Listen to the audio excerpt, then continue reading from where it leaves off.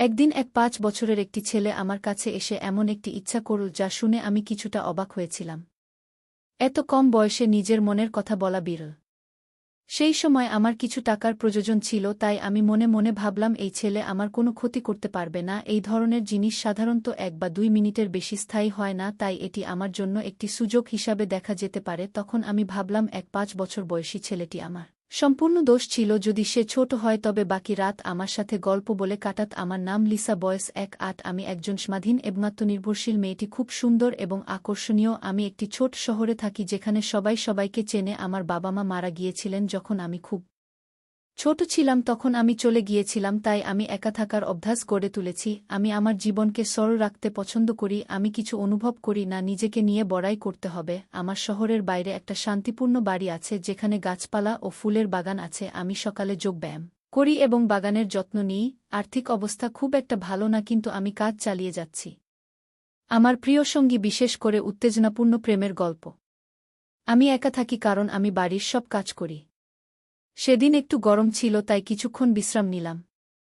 দরজা খুলতেই দেখি পাশের ছেলেটা আবির দাঁড়িয়ে আছে। আবির মাঝে মাঝে আমার বাসায় আসে, আমাদের ভালো বোঝাপড়া আছে। আমরা আমাদের বাড়ির আশেপাশে প্রায় একটা ছেলে ঘুরছে, অনেক বৃদ্ধ, বয়স ১৫। তার চোখে কৌতূহলের ঝলকানি। জান অনেক কথা বলছে কিন্তু বলতে পারে না। একদিন সেই ছেলে এসেছিল এবং বলল, আপু তোমার থেকে আমার কিছু দরকার। ওর চোখে একরকম উত্তেজনা ছিল, জান কিছু লুকাতে চাইছিল। আমি তাকে ঘরে আসতে বললেন এবং ঘরে প্রবেশ করার পর, তোমার কি দরকার? আমি তার চোখে কিছু অদ্ভুত পলক লক্ষ্য করলাম। সে দেখে মনে হলো যেন এমনভাবে দেখছিল যেন সে কিছু বলতে চায় কিন্তু বলতে পারল না। তার দৃষ্টি বারবার আমার দিকে যাচ্ছে, যা আমাকে একটু অস্বস্তিকর করে তুলেছিল। তারপর সে বলল, আমি একা এবং তোমার সাথে একান্তে কথা বলতে চাই। আমি তোমাকে কষ্ট দেব না, কিন্তু তোমার প্রয়োজনে সাহায্য করব। আমি মাথা থেকে পা পর্যন্ত ছেলেটির দিকে একবার তাকালাম, কিন্তু উচ্চতায় বেশ লম্বা কিন্তু খুব অল্প বয়সে। আমি বিনয়ের সাথে বললাম, তুমি এখনও ছোট এবং আমি মনে করি না তোমার বয়স এই ধরনের কাজের জন্য উপযুক্ত। কিন্তু সে হেসে বলল, আমার একটা কাজ হয়েছে মাত্র ১ বছর বয়স থেকে অনেক অভিজ্ঞতা।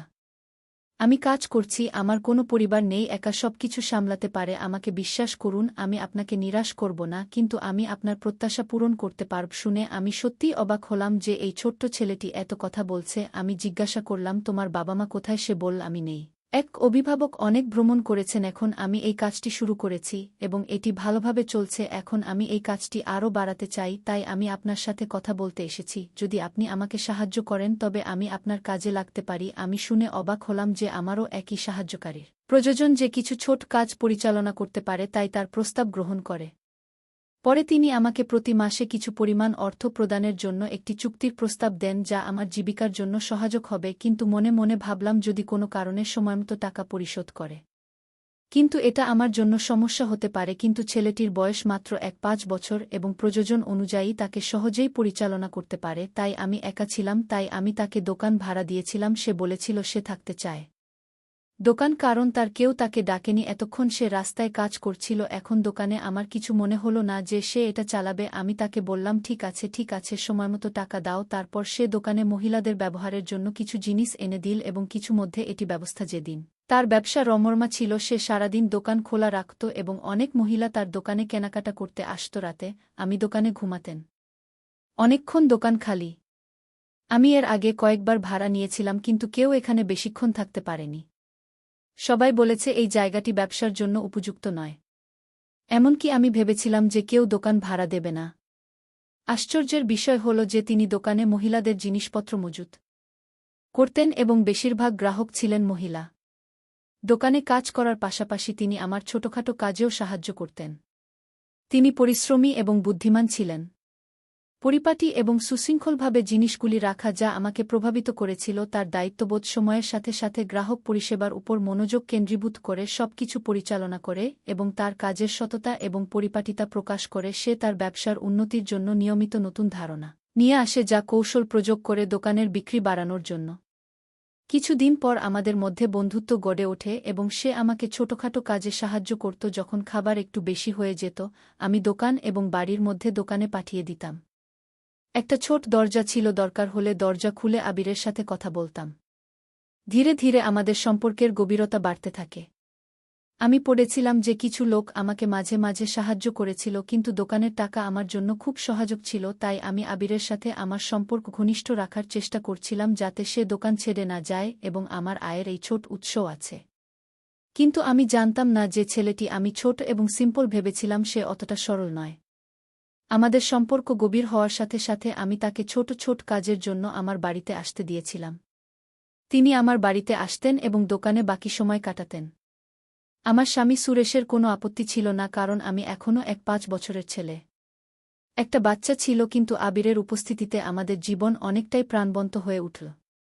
একাকিত্ব আর মনমরা আগের মতো ভাবিনি। কিছুদিন পর ঋতু পরিবর্তনের কারণে সুরেশের স্বাস্থ্যের অবনতি হতে থাকে। ওকে নেওয়ার টাকাও আমার কাছে ছিল না।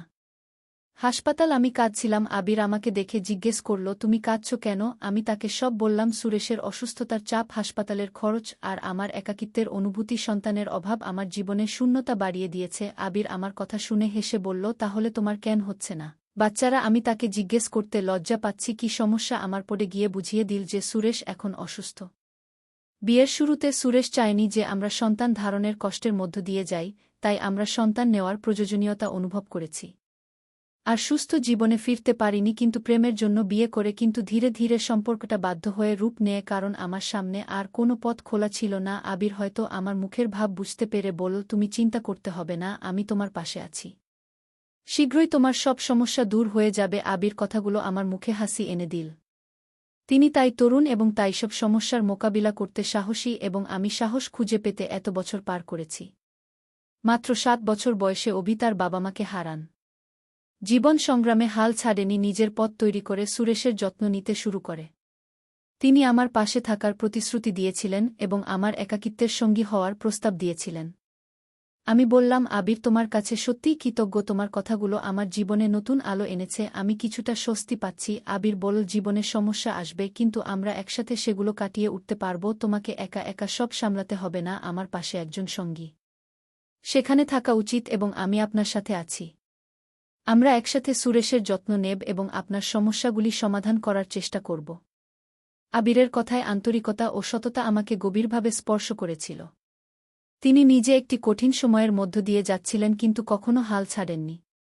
কথাগুলো আমাকে শান্তি এনে দিল। আবিরের সাহসিকতা এবং তার ইতিবাচক মনোভাব আমাকে জীবনের প্রতি আমার বিশ্বাস ফিরিয়ে দিয়েছে। তুমি আমার কাছে মূল্যবান। আমি বললাম, আবির, কিন্তু তোমার নিজের জীবন এবং স্বপ্ন আছে, তোমাকে এত দায়িত্ব নিতে হবে না। অভি শান্তভাবে উত্তর দিল, শ্রদ্ধা, আমি অনেক হারিয়েছি। জীবনের পথ সবসময় সহজ নয়, কিন্তু যখন আমরা একে অপরের পাশে দাঁড়াই তখন আছে একটি বিশেষ ধরনের আনন্দ। সুরেশের যত্ন নেওয়া আমার কর্তব্য, কারণ আমি জানি সে আপনার জীবনে কতটা গুরুত্বপূর্ণ। আমি তার কথা শুনি। আমি এক মুহূর্ত থামলাম এবং ভাবলাম, কেউ যদি সত্যিই এত নিঃস্বার্থভাবে সাহায্য করতে পারে, তবে আমি এই চিন্তাগুলি একপাশে রেখে যখনই আমি কোনো কাজে বাইরে যাই, আবির সুরেশের পাশে থাকবে এবং তাকে সঙ্গ দেবে।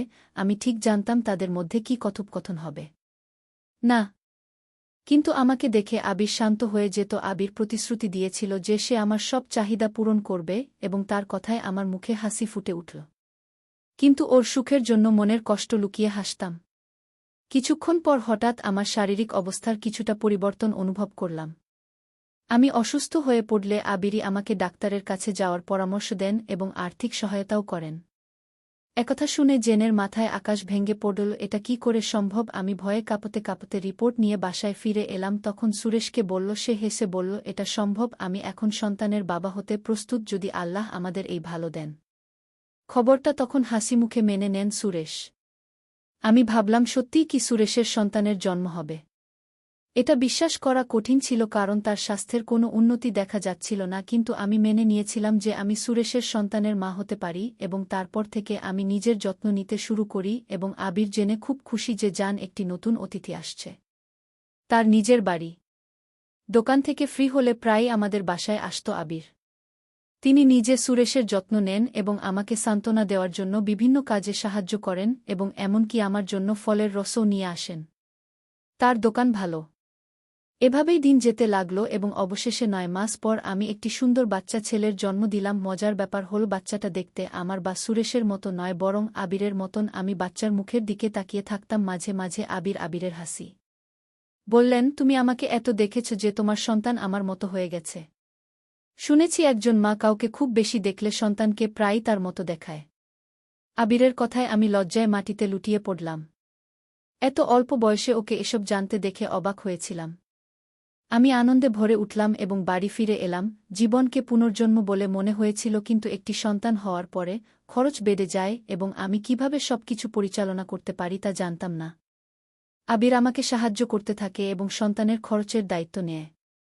তিনি আমাদের কাছে সম্পূর্ণ অপরিচিত ছিলেন না। আমি ওকে আমার ছোট ভাই ভাবতে লাগলাম, কারণ আমাদের অবস্থা এখন অনেক ভালো মনে হচ্ছে। একটু ধন্যবাদ। আবির আসার আগেই ওর পছন্দের খাবার রান্না করে দিয়েছিলাম। আমি বাচ্চাকে ঘুমিয়ে দিয়ে রান্নাঘরে কাজ করতে লাগলাম। কিছুক্ষণ পর আবির আসলো। তার মুখে মিষ্টি হাসি ছিল। আমি তাকে সালাম দিলাম এবং খাবার পরিবেশন করলাম। আবির খাওয়ার সময় বলল, আপনি দারুণ রান্না করছেন। আমি সত্যিই খুশি হলাম আপনাকে সাহায্য করতে পেরে। তার কথা আমার হৃদয় ছুঁয়ে গেল। আমি বললাম, আবির, আপনার সাহায্য ছাড়া জীবন আমার জন্য খুব কঠিন হতো। তিনি নম্র। তিনি আরও বলেন, আমি যতদিন আছি তোমার কোনো অভাব হবে না। তার কথাগুলো আমাকে আশ্বস্ত করল। আবিরের সাহস ও সমর্থন আমার ছেলের জন্য নতুন শক্তি দিয়েছে। সময়ের সাথে সাথে ছেলের সাথে আমার জীবনে একটি স্বাভাবিকতা এসেছিল। যদিও আবিরের সাহায্য সবসময় অমূল্য ছিল, আমি নিজে থেকে আমিও কিছু দিন পর দাঁড়ানোর চেষ্টা করলাম। যখন আমার বাচ্চা 6 মাসে পূর্ণ হল, হঠাৎ আমি জানতে পারলাম যে আমি আবার মা হতে যাচ্ছি। আমি মুহূর্তের জন্য অবাক হয়েছিলাম যে আমি আবার মা হতে যাচ্ছি। এত শীঘ্রই এক ধরনের আতঙ্ক দেখা দিল আমার মন। আমি কিভাবে একটি নতুন শিশুর দায়িত্ব সামলাব? আমার প্রথম সন্তান, আমি এখনও ছোট এবং সুরেশের দায়িত্ব আমাকে পালন করতে হবে। সুরেশ আমার চিন্তা দেখে বললেন, ভগবান আমাদের আবার আশীর্বাদ করবেন। ভয়ের কিছু নেই, যেহেতু আমাদের প্রথম সন্তান এসেছে তাই দ্বিতীয়টিও আসবে। তার সাহায্যে আমরা এখন দাঁড়িয়ে আছি। আমাদের দ্বিতীয় সন্তানও এসেছে এবং আমি 2 সন্তানের দায়িত্ব নিয়ে ব্যস্ত হয়ে পড়লাম। আমি এতই ব্যস্ত ছিলাম যে আমার নিজের যত্ন নেওয়ার সময় ছিল না। আমি পুরোপুরি আবিরের উপর নির্ভরশীল হয়ে পড়লাম। আমি গভীর বন্ধুত্ব গড়ে তুললাম আবিরের সাথে। উঠলাম যেখানে আমরা সব কিছু শেয়ার করতাম। আমি সারাদিন বাচ্চাদের দেখাশোনা করতাম, রাতে ক্লান্ত হয়ে ঘুমিয়ে পড়তাম। আবির প্রায়ই বাচ্চাদের ঘুমাতে দিত। সে অল্প বয়সে এসে পড়ে আমাদের পরিবারের দায়িত্ব নিয়েছিল, যা আমাকে অবাক করেছিল। আবির কখনো অভিযোগ করেনি, বরং আনন্দের সাথে তার দায়িত্ব পালন করেছে, যা আমার জন্য শান্তি ছিল। কিন্তু মাঝে মাঝে আমার মনে হয়েছিল যে তার উপর এত বোঝা চাপানো ঠিক নয়। একদিন আবির এসে বলল, তুমি আমার কথা ভাবো না, আমি সব করতে পারি। তার কথাগুলো আমাকে আশ্বস্ত করল। 3 সন্তানের মা হয়ে আমার জীবন বদলে গেল এবং ভেতরের পুরনো শূন্যতা মুছে গেল। এই বাচ্চাগুলো আমাকে দাও, তুমি শান্তিতে ঘুমোতে পারো। আবির একটা হাসি দিয়ে বলল। আমি খুশি হয়ে প্রতিবার বাচ্চাদের হাতে তুলে দিতাম। Music, music.